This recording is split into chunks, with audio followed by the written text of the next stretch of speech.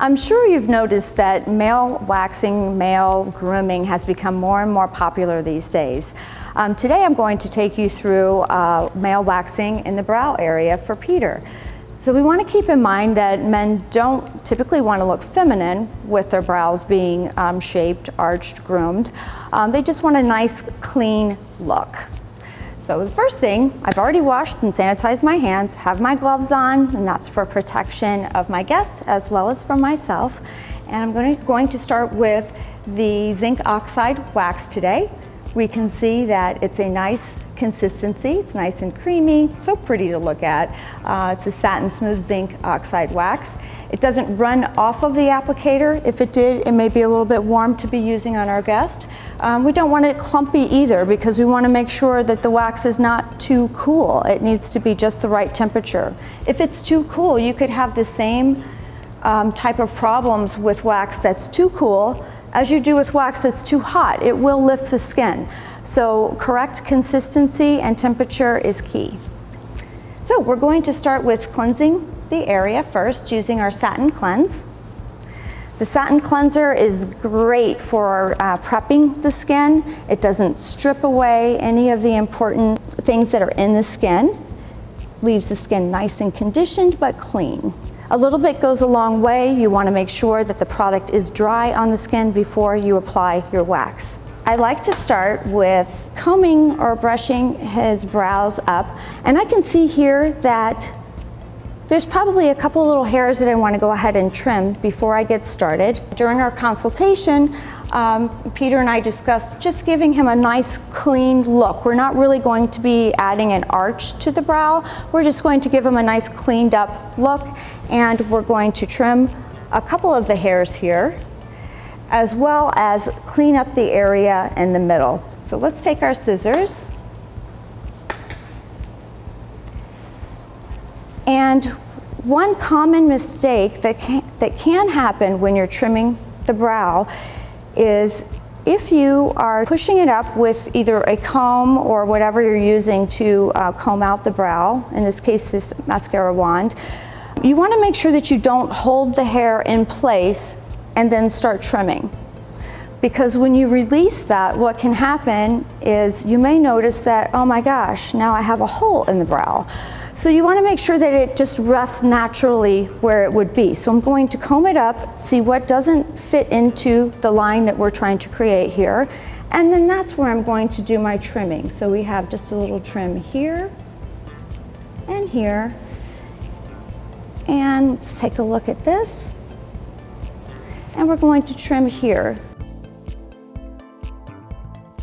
And now we'll go ahead and apply our wax. Peter, I'm going to ask you to close your eyes for me, please, and just relax, okay? I always ask my guests to close their eyes when I'm doing any waxing services to the face. It's just a precautionary step. It lets them relax a little bit more, and also if there were, by some terrible chance, that a wax drip, it will not drip into the eye. That would not be good. So, and stretching the skin up, I'm going to create just a nice straight line, holding the skin very taut and stable. And I'm going to bring it all the way across. He has a nice full brow area. I'm going to change my stretch here. And you'll find with everybody that you wax, there are different ways that you can hold their skin. The goal is to find the way that works best for that person so that the skin is just where it needs to be and the wax is applied properly. So you can see here that we need to go ahead and even this out just a little bit. We don't want any ridges in the wax because that means it's going to be thicker in that area. If we're going for thickness, we'd want it to be thick all the way through, and that thickness would be in the case of really coarse, hard to remove hair. You would use more wax to address that. We're going to take our strip and we're actually going to place it, don't get scared, but over the whole brow so we can't see the brows underneath. So we're definitely not going to be doing a lot of rubbing. Rubbing can, among many other things, besides making the skin red and adding friction and possibly breaking hairs, Rubbing could also push that wax up into the brow someplace where maybe I don't want it to be. So we want to make sure that we're just gently pressing it into the skin, and then we're going to take our thumb and place it right on the outer edge, right where that strip meets the skin, and our forefinger on the other side. And now I'm going to apply some pressure to hold that skin taut, and with one movement, I'm going to remove, apply pressure. Please notice the elbow is straight, the wrist is flat. That's a full follow-through removal. And we know that the eyebrow area is not a flat area, okay? It's curved because our face is curved. There's lots of curves in the face. So we want to fold over our strip. We can use the same strip. I want to pull up this area here, and I'm going to go ahead and place the strip right over this little bit of wax that's left. And I'm going to do the full pull punch method again. I'm not going to just flip up like this because that will lift the skin. And then applying pressure right away. Applying the pressure is key in keeping your guests comfortable. Nice clean look. And if I had any hair remaining, if he had any hair remaining here that we would want to continue to remove, we would need to tweeze that area because we don't want to go over the same area more than one time with the soft wax. And so I'm going to go in the middle now, and many times it's very easy or quicker to do the middle portion in between the brows in one application and one removal. But because he does have hair growing in several different directions here, I'm going to break it up into two sections so I can customize this service a little bit better for him. And pulling or lifting the skin up or back towards this back wall. That's going to stretch the skin for me, hold it stable, keep it from snapping up when I remove or dragging as I apply the wax. Now this hair is mainly growing this way, and some of it's coming this way.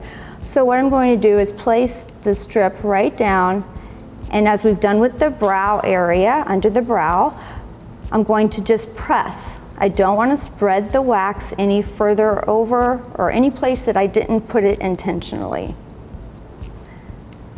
Okay, I'm going to stand almost behind him because this needs to come down this way for removal. Okay. All right, we had a successful removal there. I'm going to just take that little bit of residue off there. And with Peter, we're just going to do, we're going to leave the brows at what's called the basic brow service. Okay, so coming with the release. And the release is a great product to use. You want to keep your eyes closed, no peeking. The release is a great product to use as it's got a lot of conditioning agents or ingredients in it, such as sunflower oil, wheat germ oil, and almond oil. So it's very soothing and conditioning to the skin, as well as effective at removing any wax residue that's left behind. Okay, and as I have cleaned up the area and used the release to remove any wax residue, I do see that there are a couple of little stray hairs that I'd like to go ahead and remove to give him that perfect clean look. And there is one here. When you're tweezing, you should also use those same techniques as far as stretching and holding the skin. My next step is going to be to apply the Satin Cool, and this is usually my client's favorite part because this is when it starts to feel really good. It's nice and cooling and soothing to the skin, has aloe vera as its main active ingredient that provides that coolness and calmness for the skin. And then our last step, we'll be using the Satin Hydrate, which is a light hydration or moisturizing cream that will help the process of restoring the skin to its natural state of balance. And that concludes our male waxing service.